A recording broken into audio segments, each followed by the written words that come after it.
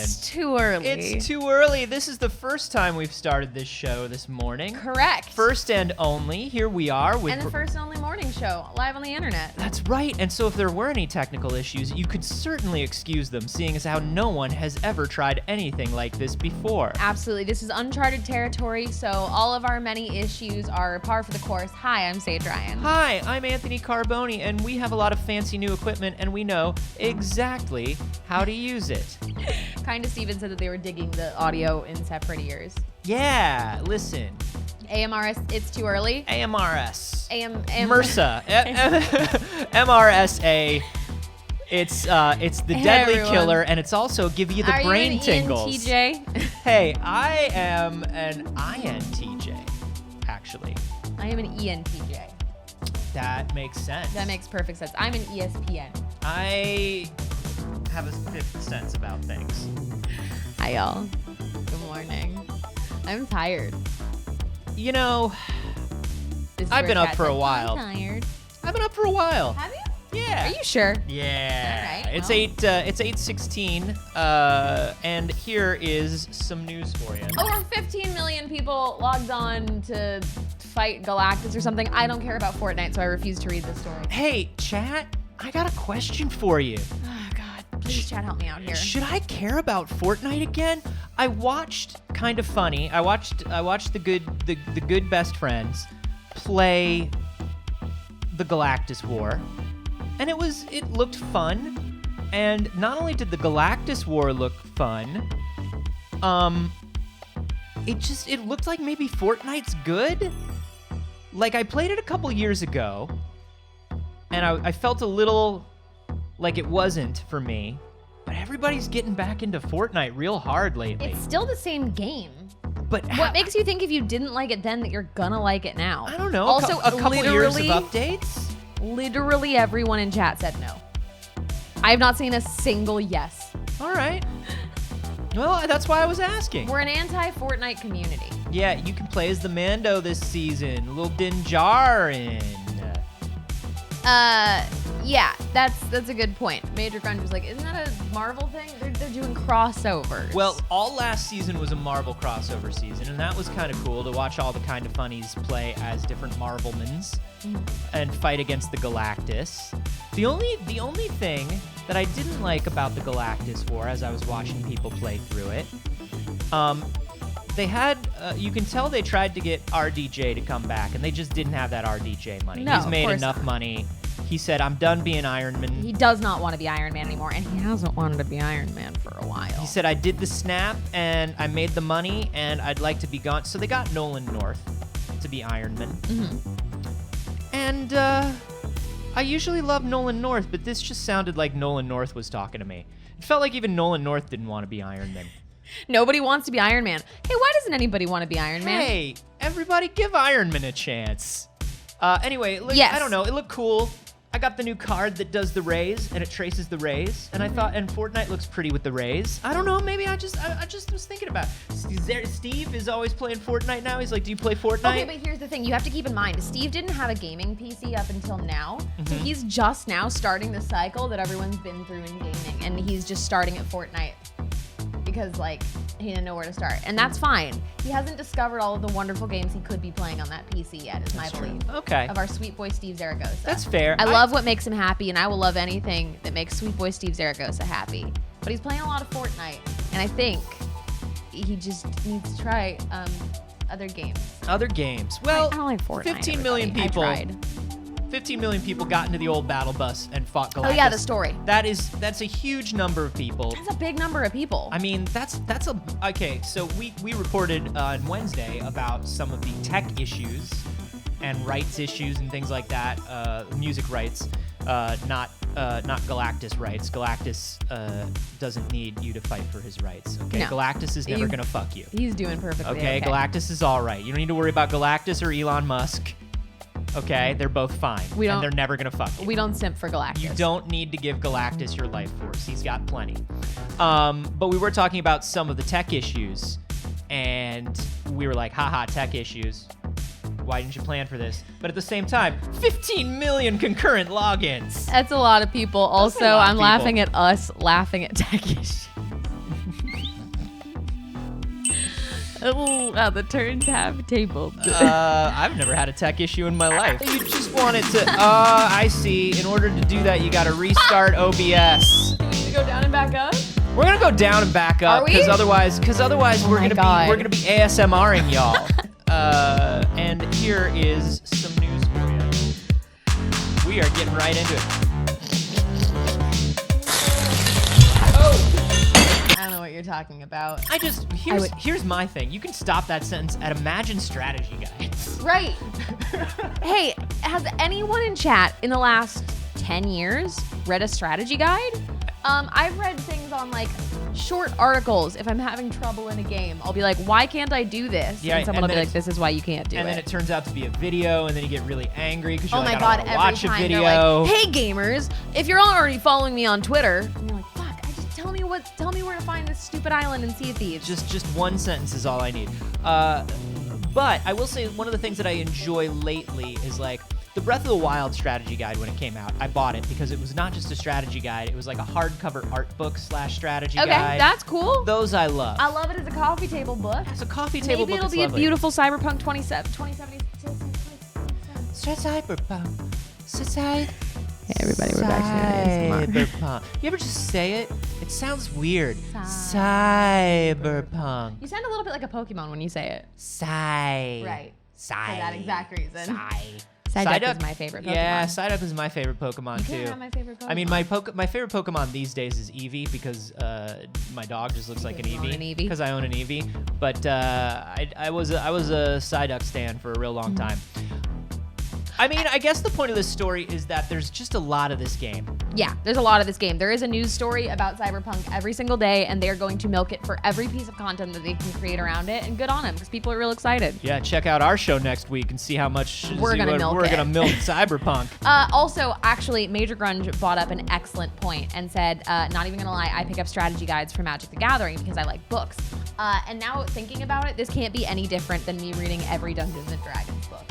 Yeah, it's kind of the same. I mean, I guess the thing with the D&D books is, you know, you're reading the information that you then put into play. Like, that's the rules, that's the game. Whereas, Well, like, some of them are. I mean, yeah, that's true. I've read a lot of books that are not the rules. That's and true. I also am reading about classes I'm not playing. I mean, you're reading. No, but that is strategy, I guess. But it's not quite a strategy book. But me saying I can't imagine reading 464 pages about the game I'm playing and then realizing I have read so many more than 464 the monstrous pages of D&D. compendium over and over and over again. Yeah. If you haven't been back to front on Volos, what are you doing? What are you doing? So, you know, if you're into that sort of thing, I think we've got a total of one person in chat that's into that sort of thing. Speaking of spending a million years doing stuff that probably won't benefit you in any way, somebody spent 45 hours building their dream PC in Minecraft. And can I just... All right, here's what I'm going to start with. It's huge. They built it huge. They built it so you can swim through the cooling pipes and you can. Fun. Yeah, it's neat. But also they built their dream PC, and it's they only put a 3070 in it. Now, okay. We would never shit on somebody for having a 3070. Or a dream. Or a dream. But listen. If you're gonna build in Minecraft, and you have, I mean, the world in front of you, it's all blocks, you made it. If you are like, hey, fantasy is now my reality. I have no constraints. I can build whatever PC I've always wanted. Nothing can stop me. For fun. It's not real. And you put a 3070 in it? Put a 3090 in it. Put two 3090s in it. Yeah, splurge on yourself in Minecraft. Do some SLI. You know? I mean, sure, a 3090 would take a while to build their big boys. This whole thing takes a while to build. Right. I'm like, they did not spare any expense on time, but they did spare their expense on their graphics card. Hey. Don't limit yourself in your dreams. Yeah. That's all I'm saying. Dream big. Dream 3090.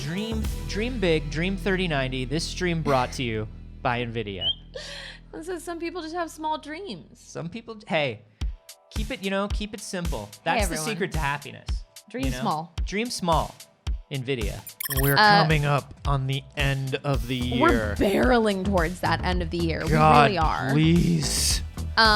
So everybody's doing some sort of wrap up from the end of the year. You know, you're gonna start getting your top 9s on Instagram. Everybody's posting their Spotify Wrapped, or people posting, you can give a fuck about your Spotify Wrapped. Yeah, listen. People have it. The two groups are equally as annoying. Right? Like, I posted my Spotify Wrapped. I don't think you're particularly interested. I found it interesting. Yeah. A lot of the stuff on my social media is stuff that I find interesting, and maybe you won't, and that's why my follower count doesn't go up very much. Sorry. Right. I still post like no one's watching. I have a sign up in my kitchen that says "Live, Laugh, Love." Grab my head. I have a sign up in my kitchen that says "Live, Laugh, Love," and post like no one's watching. Yeah. In this house, we do hugs. In this house, we do bad social media. So, as everybody's been posting their Spotify Wrapped, which I actually have another thought about in a moment here, people started their Among Us Wrapped, which is not a real thing, but players have made it so very real. You can check your statistics in Among Us and show how many times you were the imposter, how many times you were the crewmate, how many times that you won as the killer, how many games you played, tasks completed. It's actually all a lot of fun. Yeah, I love that. I think it's very cute. I don't think I played enough Among Us for my statistics to be interesting, but I would like to see actually the comparison of how many times I was the imposter versus how many times I was a crewmate. Still haven't played Among Us. Still have never played Among Us. I've watched a lot of people play Among Us. Watched a lot of people play Among Us. Never played Among Us. Play some Among Us. Government officials have played Among Us now. Multiple times. And I still haven't played Among Us. Tons of money.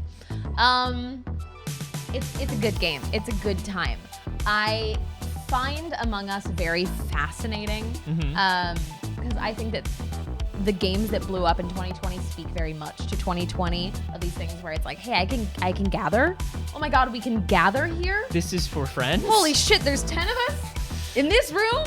In this economy? In this, what? For real? Oh yeah, you look at that, you look at like Phasmophobia, you look at like, it's all party games. It's all these multiplayer games that are about just hanging out and being dumb with friends. Yeah, 100%. Things that are like kind of low lift, low stress, easy barrier for entry too. Like if you think about a lot of people that are sitting at home and playing games that were not playing games previously, really, really easy to get into if you're not a gamer and you're not into that sort of thing. I've had a lot of friends. My fucking 8-year-old niece plays Among Us. Yeah. She plays on her phone. Among Us. I've told her the chat feature doesn't work.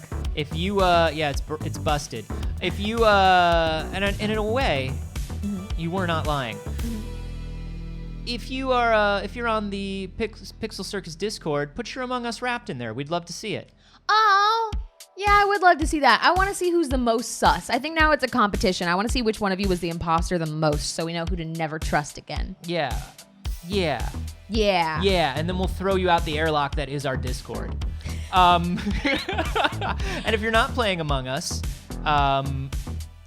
post an end of the year thing for whatever game you've been playing the most. Yeah. We'd love to just see what you've been playing this year. Some entertainment news for you. Warner Brothers is going to take their entire 2021 theatrical slate. 17 movies, including Dune and Matrix 4. Big movies. Big movies. Tom and Jerry. The biggest movie. The biggest adventure. And they are going to release them at the same time, day and date with theatrical release on HBO Max. The day Dune comes to theaters, you can watch it on HBO Max with no additional upcharge. It's part of your membership. No additional upcharge. Now, HBO has committed to doing that with the theatrical releases of films for the next year. That is a 1-year promise.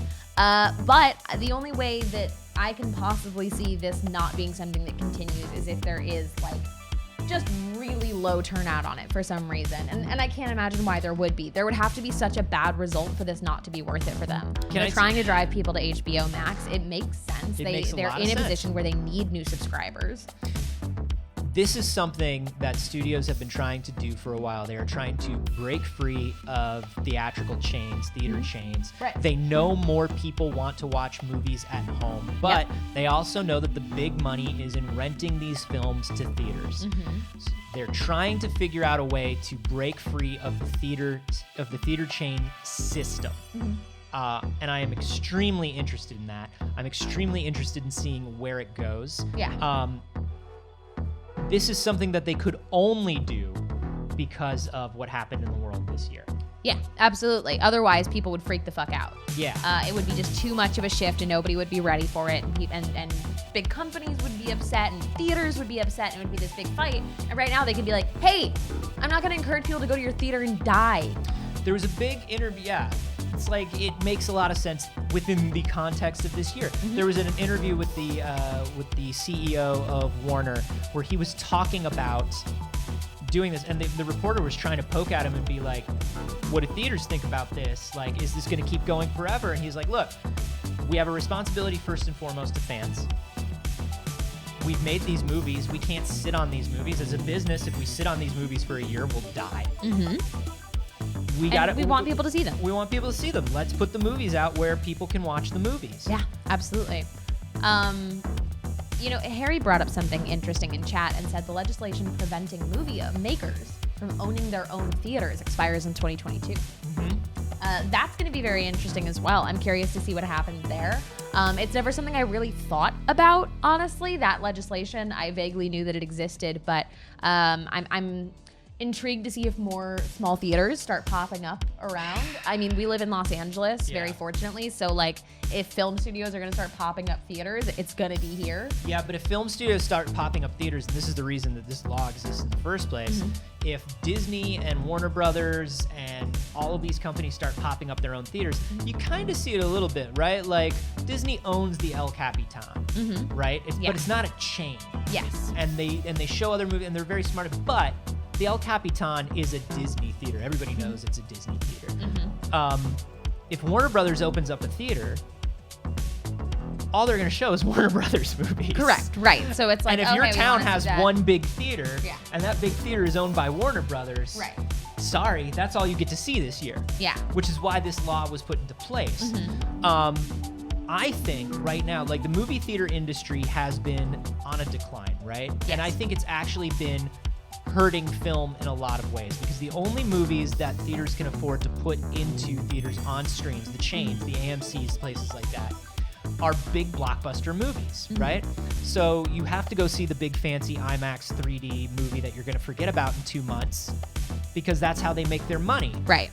And then you have to go to a theater like the Alamo or smaller independent theaters to see cooler like smaller films. Independent films or So with the theater experience kind of with theaters kind of on the decline, everybody's trying to make it more of an experience. So you have those Alamos, right? That are just like a wonderful experience. You go see a movie in a recliner and you have a little dinner and it's like a weird movie and maybe there's like a Q&A afterwards. Like it's fun. It's like a community event. Yeah. You go to the Alamo on Wednesday nights and it's karaoke night at the fucking Alamo. Yeah. It's great. For those who don't know, that is a theater in Los Angeles. There are others. I don't know how many. Yeah, it's a pretty big chain at this point. Yeah. But it's a small chain in comparison to something like AMC or Regal. Yeah. But it's a lovely experience. It's an experience theater. So you go to the experience theater to see the smaller films. Then you go to something like an AMC to get your Dolby projected crazy 3D IMAX films, and I go see those too. Yeah. And it's kind of nice because I have those two decisions. But my ultimate decision that I would love to make is to watch movies on my big TV with my good speakers at home. I have a pretty big TV. Yeah. It's pretty nice. Right. I got pretty decent speakers. I like watching movies at home. See, most movies. I really enjoyed going to the theaters, and I had really finally started, I think, going to the theater a lot in 2019 when AMC released their Movie Pass. Yeah, the stubs. 2018, 2019, when Movie Passes started popping up. The stubs was $20 a month.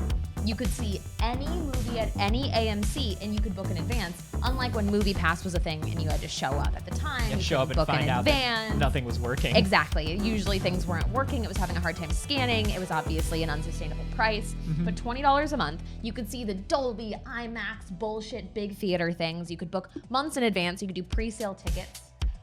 On it, and it was excellent. And it was one of those things that got to a point where I'm like, yeah, I'll just go see a movie a couple times a week. Yeah. And I loved that, and that's something I would love to get back to, and I hope we'll be able to get back to, because I enjoy the theater experience. Yeah. I enjoy the social experience of a theater. I was going to the Alamo maybe like once a week right before the shutdown, because I like going to special event movies and movies that have like Q&As or like panels afterwards. So for things that like, oh, I want to see this with friends, I want to see this in a group.